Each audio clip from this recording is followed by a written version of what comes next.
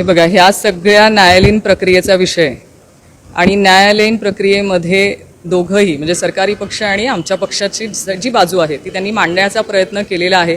त्याच्यावरती न्यायालयाच्या बाहेर तरी मी वक्तव्य करणं चूक आहे, कारण ह्या सगळ्या प्रक्रियेमध्ये जी काय बाजू मांडायची आहे ती वकिलांच्या मार्फत आम्ही तिथे मांडतोय. तुम्ही राज्यभर महिलांचे प्रश्न, वेगवेगळ्या प्रश्नांवरती बोलता, खोटे नाटे गुन्हे राज्यभर दाखल होतात, पण जेव्हा तुमच्या परिवारात असं घडलं, प्रकरण न्यायप्रविष्ट मान्य आहे, पण जेव्हा तुमच्यावर हे आलं तेव्हा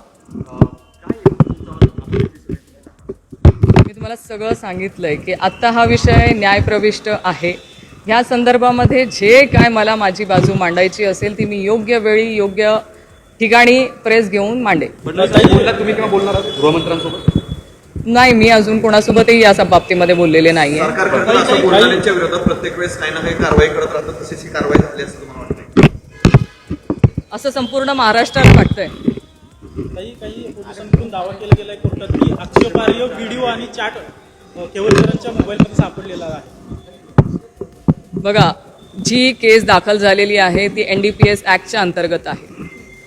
NDPS ॲक्टचे जे कलम आहेत त्या कलमांच्या माध्यमामधून ही चौकशी होणं अपेक्षित आहे आणि त्याच माध्यमातून ती चौकशी त्याच दिशेने झाली पाहिजे अशी आमची सगळ्यांची त्या दिवशी मागणी होती आणि ती आहे.